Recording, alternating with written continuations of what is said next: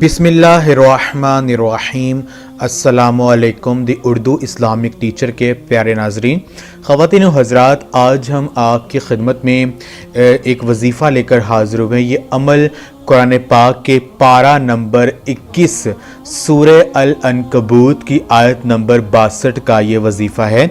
अगर आप रोज़ाना ये एक आयत इस तरतीब से पढ़ लेते हैं जैसे कि हम आपको बताएंगे, तो इंशाअल्लाह ताला 8वें दिन अपना बैंक बैलेंस है वो आप चेक कर लीजिएगा। आपके पास इतनी ज़्यादा दौलत आपको मिलेगी, इतनी ज़्यादा रिस्क में बरकत आ जाएगी कि आपकी जो नस्लें हैं वो बैठ कर खाएंगी।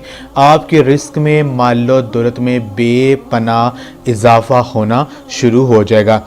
इंशाअल्लाह ताला ये अमल करके आप हमें दुआ ज़रूर देंगे। ये वजीफ़ा करने से आपके रिस्क में बेपनाह फरावानी आ जाएगी, आपके मालो दौलत में बेपनाह इजाफा होना शुरू हो जाएगा। अगर आप रिस्क में बेबरकती से परेशान हैं, अगर आपके घर में रिज़्क़ में तंगी आ चुकी है, तो रिस्क में बेपनाह बरकत और कुशादगी के लिए ये ख़ास अमल आप कर दीजिए। इंशाअल्लाह ताला गैब से आपको बरकत मिलेगी। अमल आपने ये करना है कि सुबह नमाज फ़जर के वक़्त आपने नमाज फ़जर की जब 2 सुन्नतें आप अदा कर लें, उसके बाद दरमियान में आपने 550 मरतबा कुरान पाक के पारा नंबर 21 की सूरह अल अनकबूत की आयत नंबर 62, ये आपको स्क्रीन पर भी नज़र आ रही है, इस आयत को आपने 550 दफ़ा पढ़ना है।